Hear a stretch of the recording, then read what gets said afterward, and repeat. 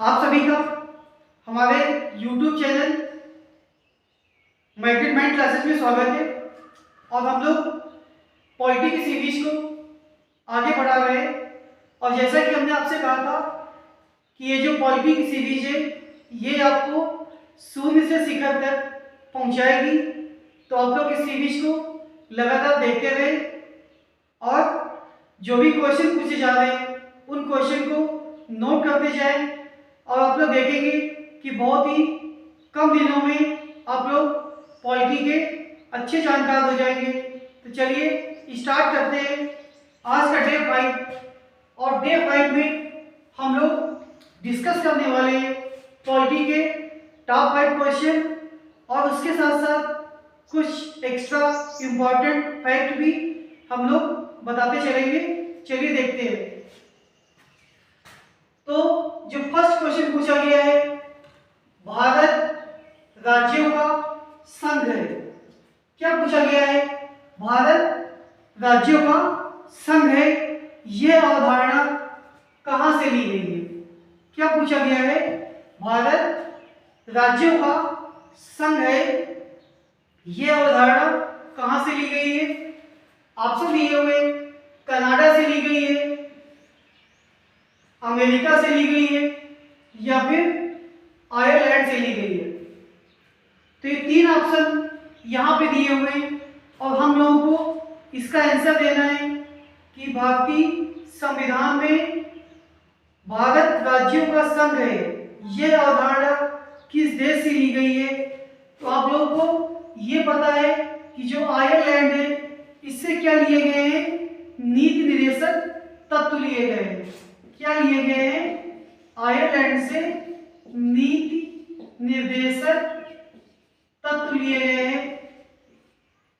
और अगर ये पूछ दिया जाए कि ये जो नीति निर्देशक तत्व है ये किस देश से लिए गए हैं, तो एक ही बात है, तो क्या जवाब हो जाएगा? आयरलैंड हो जाएगा। यहाँ पे क्या पूछा गया है कि भारत राज्यों का संघ है, यह अवधारणा कहां से ली गई है? तो यह अवधारणा कनाडा से ली गई है।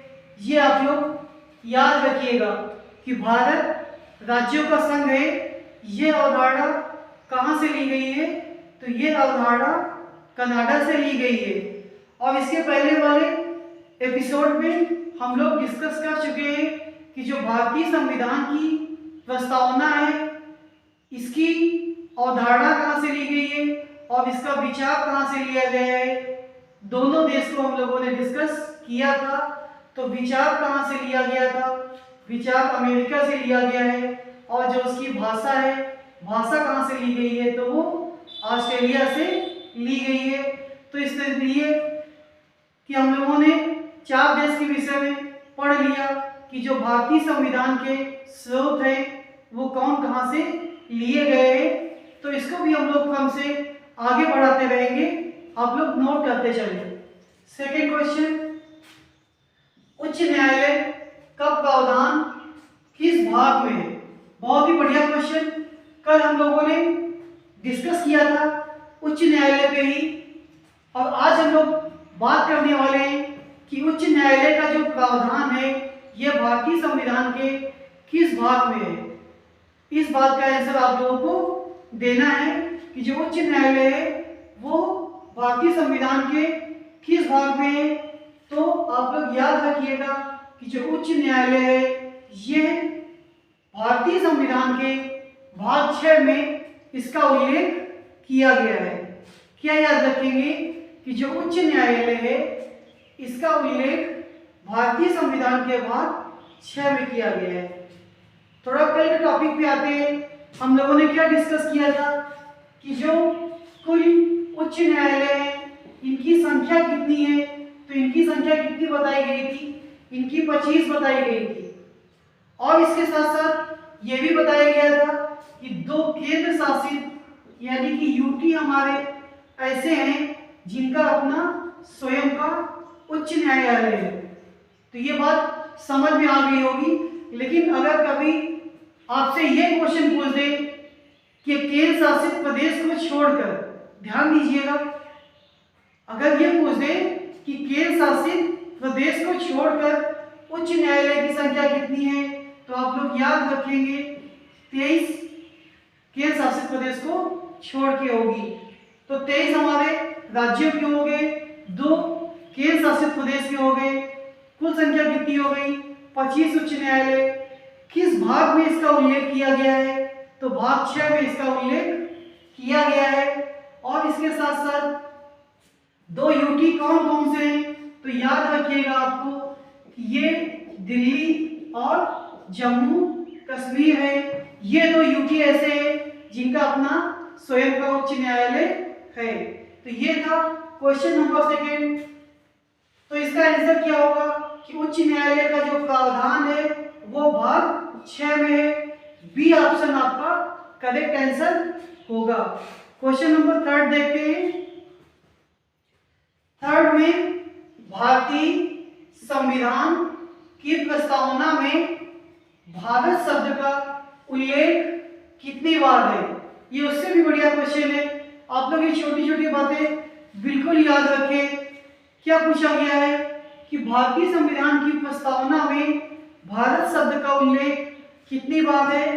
तो वैसे तो हम सभी लोगों को भारत की जो प्रस्तावना है भारतीय संविधान की वो याद होनी चाहिए, लेकिन उससे भी महत्वपूर्ण ये है कि अगर संविधान की प्रस्तावना हमें पूरी नहीं याद हो पा रही है तो उसके जो इम्पोर्टेंट फैक्ट है वो आप लोग याद करते चले। तो यहाँ पे जो इसका करेक्ट आंसर होगा कि भारतीय संविधान की प्रस्तावना में जो भारत का उल्लेख किया गया है वो उल्लेख किया गया है 2 बार। इसे आप लोग याद रखेंगे। फिर से रिपीट करते हैं।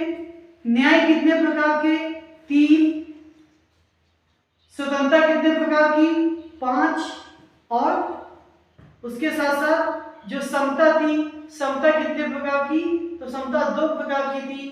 और आज क्या बताया गया कि भारतीय संविधान में भारत शब्द का उल्लेख कितनी बार किया गया, तो वो भी 2 बार किया गया है। क्वेश्चन नंबर 4 देखते हैं कि लोकसभा में कम से कम कितने सत्र बुलाए जा सकते हैं। क्या क्वेश्चन है कि लोकसभा में कम से कम कितने सत्र बुलाए जा सकते हैं, इसका हम लोगों को जवाब देना है। क्या आंसर हो सकता है, तो उसके पहले आप लोग ये समझ लीजिए कि जो लोकसभा के सत्र बुलाए जाते हैं उनमें 6 माह का अंतर होता है। तो आसानी से इस कॉन्सेप्ट को याद करते हुए इसका जवाब दे सकते हैं कि लोकसभा में कम से कम 2 सत्र बुलाए जा सकते हैं। यहाँ ध्यान देने वाली बात यह है कि ये नहीं पूछा गया है कि अधिक से अधिक। क्या पूछा गया है, कम से कम कितने सत्र बुलाए जा सकते हैं, तो कम से कम 2 सत्र बुलाए जा सकते हैं। तो इसको आप लोग याद रखेंगे। आज की टेस्ट सीरीज का 5वां अंतिम क्वेश्चन। उससे पहले आप लोगों को ये बता दें कि जो सीरीज चल रही है इस सीरीज को अधिक से अधिक आप लोग शेयर करें जिससे अन्य लोगों को भी लाभ मिल सके। और ये जो छोटे छोटे फैक्ट आपके सामने डिस्कस किए जा रहे हैं इसको आप लोग ढूंढेंगे भी तो इतनी जल्दी नहीं मिलेंगे। तो ज़्यादा अच्छा होगा कि आप लोग कम समय में अधिक से अधिक क्वेश्चन इकट्ठा करें और कोई भी एग्जाम हो उसमें आप लोग आसानी से जवाब दे सके। इस टेस्ट सीरीज का अंतिम क्वेश्चन, उत्तर प्रदेश के बाद क्या पूछा गया है, उत्तर प्रदेश के बाद सबसे अधिक लोकसभा की सीटें किस राज्य की है। क्या पूछा गया है, उत्तर प्रदेश के बाद सबसे अधिक लोकसभा की सीटें किस राज्य की है। तो इसे भी आप लोग आसानी से याद रख सकते हैं। उसके पहले क्या याद करना है कि हम ये जान लें कि उत्तर प्रदेश में लोकसभा की सीटें कितनी होती हैं। तो उत्तर प्रदेश में लोकसभा की सीटों की संख्या 80 होती है। ये आप लोग याद रखिएगा, कितनी होती है, 80 होती है। लोकसभा में उत्तर प्रदेश की सीटों की संख्या 80 होती है। लेकिन यहाँ पे पूछा गया है कि उत्तर प्रदेश के बाद वो कौन सा राज्य है जहां पर लोकसभा की सीटें सबसे अधिक है।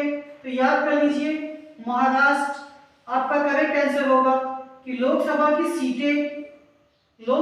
सीटें उत्तर प्रदेश के बाद महाराष्ट्र में सबसे अधिक है। अगर इसकी संख्या पूछ दें तो संख्या आप लोग याद कर लीजिए 42 इसकी संख्या होती है। बात करें पश्चिम बंगाल की तो याद करना चाहें तो पश्चिम बंगाल में लोकसभा की 40 सीटें हैं। पश्चिम बंगाल में लोकसभा की 40 सीटें हैं। तो ये थे आज के डे 5 के पॉलिटी के टॉप 5 MCQ। आप लोग इसी तरह बने रहिए हमारे साथ। धन्यवाद।